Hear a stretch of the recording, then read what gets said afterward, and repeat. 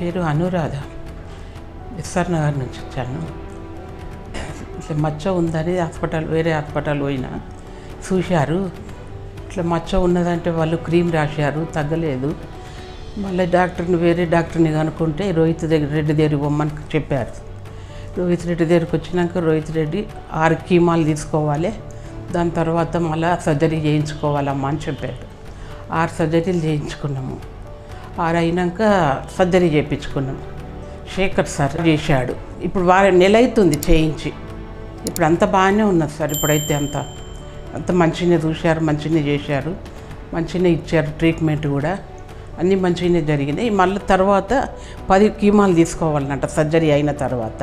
ఇప్పుడు ఆ సర్జరీ దానికే వచ్చిన కీమాకే వచ్చినాయి ఈరోజు. ఫస్ట్ ఒకటి అయ్యింది, ఇది రెండవది. ఇది స్కానింగ్ తీసినాక అందులో కూడా తెలియలేదు. మళ్ళీ అది తీసినాక ముక్క స్కానింగ్ అన్నారు. ముక్క స్కానింగ్ చూపించినాం. అది అయినాక సిటీ స్కానింగ్ తీపియమన్నారు. అది తీయించాం. అది తీయించినాక అందులో తెలిసింది చాలా ఉన్నది, కీమాలు తీయాలి, ఇట్లా సర్జరీ చేయించవలసి వస్తుంది అని చెప్పి అందులో తెలిసింది ఆ స్కానింగ్లో. ఇక దాని తర్వాత ఇక తిరిగినాం ఇక్కడ బాగానే ఇది డాక్టర్ దగ్గరికి. ఇక పోయిన నెలలో చేయించుకున్నాను 8వ తారీఖు సర్జరీ. ఇక అప్పటి నుంచి ఇప్పటిదాకే వస్తూనే ఉన్నాం, పోతూనే ఉన్నాం సార్ దగ్గరికి. సలీం సారా సారే చేశాడు, మంచిగా చేశాడు సారు, చాలా బాగా చేసిండు. ట్రీట్మెంట్ కూడా మంచిగా ఇచ్చిండు. వస్తున్నాం సార్ దగ్గరికి, వస్తున్నాం, కనుక్కుంటున్నాం, పోతున్నాము. చాలా బాగా మాట్లాడతాడు, చాలా మంచి సార్ ఆ సారు.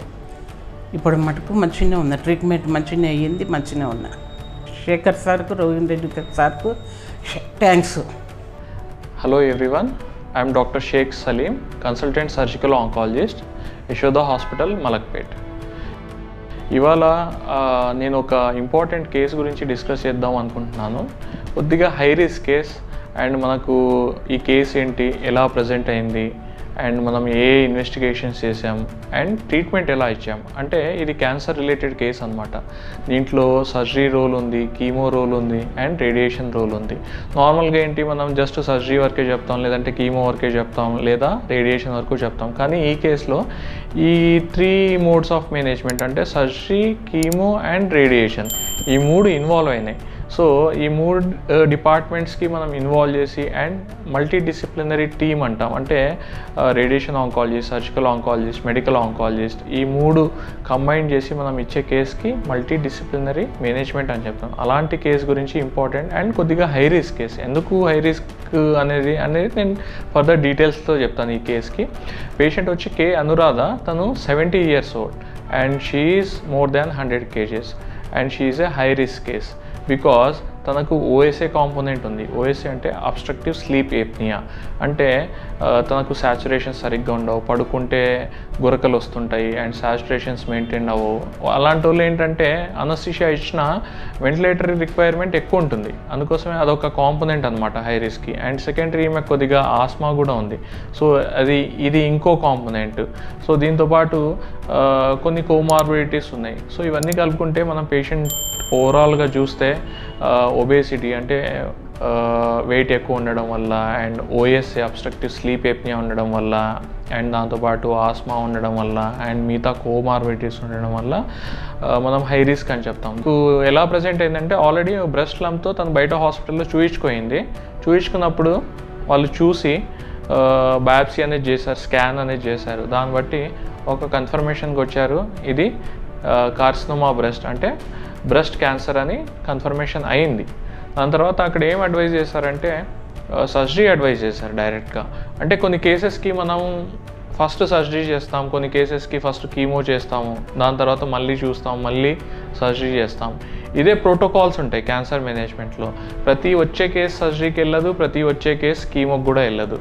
ఈ కేసు గురించి ఏం డిస్కస్ చేస్తున్నానంటే మనం అన్నీ చూశాక ఆల్రెడీ బయట బయాప్సీ కన్ఫర్మేషన్ అయింది కాబట్టి మనం ఇక్కడ పెట్ స్కాన్ చేసి చూస్తే తను స్టేజ్ T4A అంటాం. సో T4A అంటే కొద్దిగా లోకల్లీ అడ్వాన్స్ స్టేజ్ అనమాట. దాంతోపాటు సంఖ్యలో నోట్స్ కూడా ఉన్నాయి. So N1 disease. సో ఇలాంటి కేసు లోకల్లీ అడ్వాన్స్ కేసులకు మనం ఏం చేస్తామంటే సర్జరీ డైరెక్ట్గా చేయమన్నమాట. ఎందుకంటే ఈమె కొద్దిగా స్కిన్ కూడా ఇన్వాల్వ్ అయి ఉండింది. అంటే చర్మము క్యాన్సర్ కణాలు అనేవి చర్మాన్ని కూడా వచ్చి అతుక్కున్నాయి. సో దానివల్ల మనం ఏం చేస్తామంటే ఇలాంటి కేసెస్కి ఫస్ట్ కీమో ఇస్తాం. అంటే కీమో కొన్ని సైకిల్స్ ఇచ్చాక మనం రీఅసెస్ చేస్తాం, ఇచ్చాక తగ్గిందా లేదా, సో తగ్గితే మళ్ళీ సర్జరీకి వెళ్ళాలన్నా లేదా మళ్ళీ కీమో ఇవ్వాలన్నా ఇంకా తగ్గేయడానికి అనేది మనం ప్లాన్ చేస్తాం. ఇది చేయడం వల్ల పేషెంట్ చాలా అడ్వాంటేజ్ ఉంటుంది. బయట యాక్చువల్గా సర్జరీ డైరెక్ట్ అడ్వైజ్ చేయడం వల్ల పేషెంట్ సెకండ్ ఒపీనియన్కి వచ్చింది. సో మనం ఇక్కడ మన యశోద హాస్పిటల్స్ మలక్పేటలో మనకు రేడియేషన్ ఆంకాలజిస్ట్ అవైలబుల్ ఉన్నారు, ఈవెన్ మెడికల్ ఆంకాలజిస్ట్ అవైలబుల్ ఉన్నారు, surgical oncologist, nuclear medicine, all the departments. అంటే ఇక్కడ కాంప్రిహెన్సివ్ క్యాన్సర్ కేర్ యూనిట్ అని చెప్తాం మనం. సో అన్ని డిపార్ట్మెంట్స్ ఉండడం వల్ల we call it as comprehensive cancer care unit. So తను నా దగ్గరకు వచ్చినప్పుడు చూస్తే సో తనకు డెఫినెట్గా కీమో అనేది ఇంపార్టెంట్, ఫస్ట్ కీమో ఇవ్వాల్సి వస్తుంది, దాని తర్వాత సర్జరీ ప్లాన్ చేయాలని. సో మన మెడికల్ ఆంకాలజిస్ట్ ఉన్నారు, సో ఆయన దగ్గర పంపిస్తే ఒపీనియన్ తీసుకుందాం. ఒపీనియన్ తీసుకుంటే ఫస్ట్ కీమో కొన్ని సైకిల్స్ ఇచ్చి చూద్దాం, దాని తర్వాత మనకు సైజ్ తగ్గాక సర్జరీ ప్లాన్ చేద్దామని చెప్పాము. సో తను కీమో తీసుకోవడం స్టార్ట్ చేసింది. అండ్ ఆఫ్టర్ కొన్ని సైకిల్స్ ఆఫ్ కీమో ఆ స్వెల్లింగ్ అనేది ఆల్మోస్ట్ అంటే లంప్ లాగా వచ్చింది కదా, గడ్డలాగా, అది ఒక 60 to 80% తగ్గిపోయింది. అది ఎలా తెలిసింది, మనం క్లినికల్గా చూస్తామన్నమాట. మళ్ళీ సైకిల్స్ తర్వాత చూస్తే ముందుకి ఇప్పటికి కంపారిజన్లో సైజ్ చాలా తగ్గిపోయింది. అండ్ సెకండ్ పాయింట్ ఏంటంటే మళ్ళీ పెట్ సిటీ చేస్తామన్నమాట. ముందు పెట్ రెస్పాన్స్ ఎలా ఉంది, ముందు పెట్ సిటీ రిపోర్ట్ ఎలా ఉంది, ఇప్పుడు పెట్ సిటీ రిపోర్టు. సో ఆ రిపోర్ట్ చూస్తే ఇప్పుడు కూడా బాగా రెస్పాన్స్ అయి ఉంది. సో ఇలా చూసుకొని మనం సర్జరీ చేద్దామని ప్లాన్ చేసాం పేషెంట్కి. అండ్ పేషెంట్ హ్యాపీగా ఉన్నారు, ఎందుకంటే కీమో వల్ల మంచి రెస్పాన్స్ వచ్చింది. అండ్ తను కూడా సర్జరీ కోసం విల్లింగ్ ఉందన్నమాట. సో సర్జరీ అనేది ఏమంటాం, మాస్టెక్టమీ, మాడిఫైడ్ రాడికల్ మాస్టెక్టమీ అంటాం. అంటే మొత్తం బ్రెస్ట్ని తీర్చుకుంటానని పేషెంట్ విల్లింగ్ అయ్యారు. సో మనం ఏంటంటే హై రిస్క్ కేస్ కాబట్టి ఓఎస్ఏ ఉంది, ఆస్మా ఉంది, ఒబేసిటీ పేషెంట్, ప్రాపర్ ఎవాల్యుయేషన్ చేశాం with anaesthesia team. So proper workup చేసాము అండ్ రిస్క్ ఏంటనేది మొత్తం తెలుసుకున్నాం. And patient attender and patient కూడా చెప్పాము ఈ రిస్క్ ఉంటుంది సర్జరీకి వెళ్తే, సర్జరీ తర్వాత మళ్ళీ పోస్ట్ ఆపరేటివ్ వెంటిలేటరీ రిక్వైర్మెంట్ కూడా ఉండొచ్చు, లేదంటే ఐసీయూ రిక్వైర్మెంట్ ఉండొచ్చు, లేదంటే పేషెంట్ ఆక్సిజన్ పైన ఉండొచ్చు. సో ఇలాంటి రిస్క్ ఏమేమి ఉన్నాయో అనస్థీషియా, పోస్ట్ ఆపరేటివ్ రిస్క్, అవి కూడా ఎక్స్ప్లెయిన్ చేసాం. పేషెంట్ అన్నింటికి విల్లింగ్ అయ్యి అండ్ తను సర్జరీకి ఒప్పుకోయిందనమాట. సో మనం మొత్తం ప్రాపర్ వర్కప్ తర్వాత మాస్టెక్టమీ చేసాం పేషెంట్కి. And by God's grace patient post ఆపరేటివ్గా ఒక పోస్ట్ ఆపరేటివ్ కాంప్లికేషన్ ఏం లేదు. Even just 3 to 4 hours of oxygen dependent ఉండింది, కానీ మిగతా తర్వాత కాంప్లికేషన్స్ ఏం లేవు. అండ్ 2 to 3 daysలో రికవర్ అయిపోయింది పేషెంట్. డ్రెయిన్ ఉంచాము, అంటే యాక్సిలా అంటే సంఖలో డ్రెయిన్ ఉంచుతాం. ఏంటంటే అక్కడ నోట్స్ అనేవి తీస్తాం, నోట్స్ తీసాక కొద్దిగా వాటర్ అనేది వస్తూ ఉంటాయి, అది ఒక 1 week or 10 days మనం పెడతాం అనమాట. ఆ వాటర్ తగ్గాక ఆ ట్యూబ్ తీసేస్తాం. సో అది కూడా స్టార్టింగ్లో ఎక్కువ ఉండింది, తర్వాత రాను ఒక 5 days తర్వాత 1 week తర్వాత బాగా తగ్గిపోయింది. అండ్ వూండ్ హీలింగ్ మంచిగా ఉండింది. అండ్ ఓవరాల్గా బై 10th day మొత్తం డ్రెయిన్ కూడా తీసేసాం. దాని తర్వాత 15 days తర్వాత సూచర్స్ కూడా అన్నీ తీసేసాం.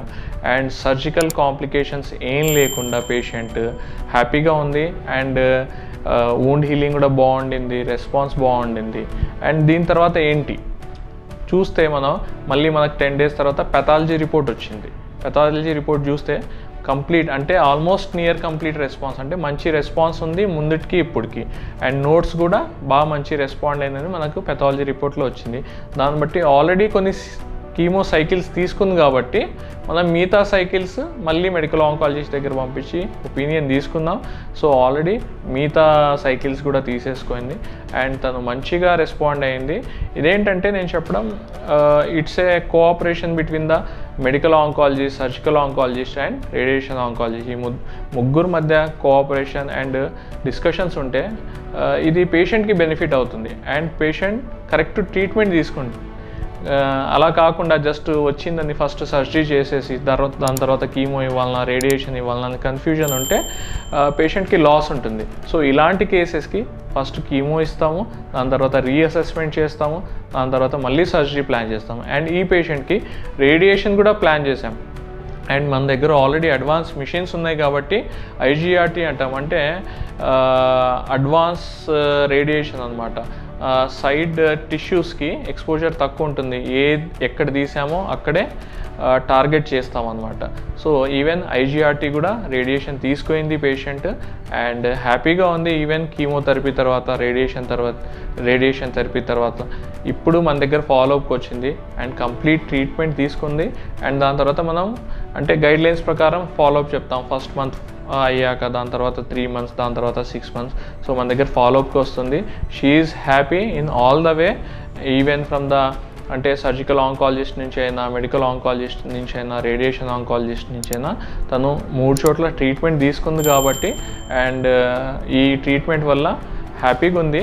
ఒకటి చెప్పడం ఏంటంటే మనకు ఈ కాంప్రిహెన్సివ్ క్యాన్సర్ సెంటర్ అంటాం కదా, సో మనకి యశోద హాస్పిటల్స్ మలక్పేటలో ఈ కాంప్రిహెన్సివ్ క్యాన్సర్ సెంటర్ అంటే ఈ radiation oncologist, surgical oncologist, medical oncologist ఉండడం వల్ల పేషెంట్కి బెనిఫిట్ అవుతుంది. సో ఇలాంటి బెనిఫిట్స్ని మీరు కూడా యూజ్ చేసుకోవచ్చు. ఎవరైనా సరే, మీరైనా సరే, మీ రిలేటివ్స్లో అయినా సరే ఏదైనా ఉంటే మీరు ఒక ఒపీనియన్కి రావచ్చు, వచ్చి అండ్ ఒపీనియన్ తీసుకోవచ్చు. ఏదర్ సర్జికల్ ఒపీనియన్ అయినా సరే, radiation oncology or medical oncology, దాన్ని బట్టి మన యూనిట్తో డిస్కస్ చేసి మీకు కరెక్ట్ ట్రీట్మెంట్ గైడ్లైన్స్ ఏంటనేది మేము చెప్తాము. Thank you so much.